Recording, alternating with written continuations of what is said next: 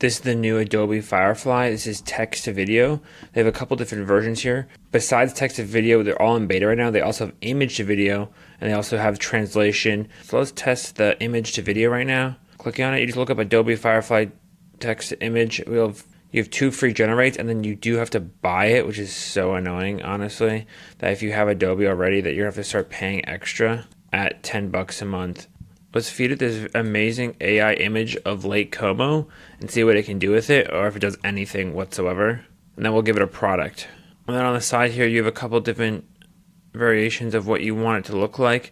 So either widescreen for YouTube or kind of like a vertical. And then what frame rate, we're gonna do vertical. Shot size, you have zoom, motion, zoom in, zoom out. Camera angle, which is not letting me change any of those, but you can do any of these. Handheld, zoom out, move right, tilt up. Static.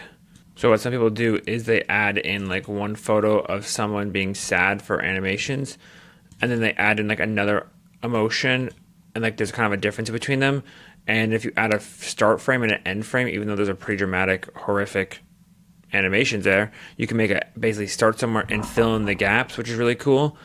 But we're just gonna have this animate the water with the motion of the flower, animate the water and the motion of the flowers, and have the ships move in the water. Let's see what it does that with generating that.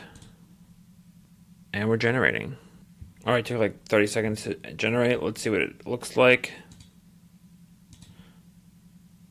And look at that water move and the ships move. Honestly, that is kind of crazy. It does not look obviously the most realistic. The ships are disappearing into each other. But also it's kind of mesmerizing. Let's look at this a little closer. Yeah, the ship totally disappeared into each other, just running into each other left and right. We got some of the trees moving. This whole image was generated by AI already.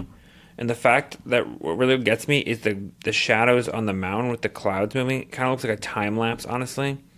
Is what this looks like. And it's kind of mesmerizing. I definitely like this. I like to do images, normal images into AI images, and then I could animate them at the end with this. I definitely like this idea. This is actually really cool. And you can just download it. And we have our video all set up and ready to go. That's crazy. All right, well, not the most realistic thing, but definitely some good use cases. People are using these use cases for taking a photo of like a product sample and then having some animation happen behind them. Let's see if we can do something similar to that. Let's feed this hideous photo of a chicken sandwich in front of a restaurant. Green, ivory, come out from underneath the This is going to be horrible. Ivory coming out underneath. Let's see what it looks like. Oh, that is horrible. That did not turn out good. Let's see what it looks like again. And turning into a nice mushed ball. Well, that did not turn out great. But it definitely gives you an imagination to just start trying random things. So that's pretty cool. Definitely think this has got some use cases. I'm definitely not using it correctly here in the sense of I'm trying to turn some AI images and put a little motion to it to see what happens. I think it really works well when you have a beginning and end frame.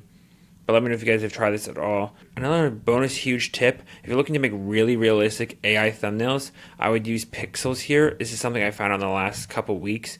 And you can even face swap with your own face onto it and make basically some of the most realistic, like viral looking thumbnails that usually people pay thousands of dollars or hundreds of dollars to create. You basically just put a text prompt in, or you can just recreate off someone else's with inspiration, and it spits out pure magic. You can kind of get an idea. I was doing some Minecraft thumbnails. This is completely AI generated. I didn't do anything to put this in. I just recreate off someone else's. You can kind of get an idea. Look at this generation here. I mean, this would take you hours to create. This is for like an Excel spreadsheet kind of one I put on my channel. I switched out my face. I definitely recommend it, guys, if you are looking for a really fast way to make YouTube thumbnails. Check it out down below. I put a discount link, and overall, highly recommend it if you just want to speed up and have a better click-through rate for your YouTube videos. Anyways, I hope all this information helps you. I'd love to keep telling you guys more about really interesting things I find, and I'll see you in the next one.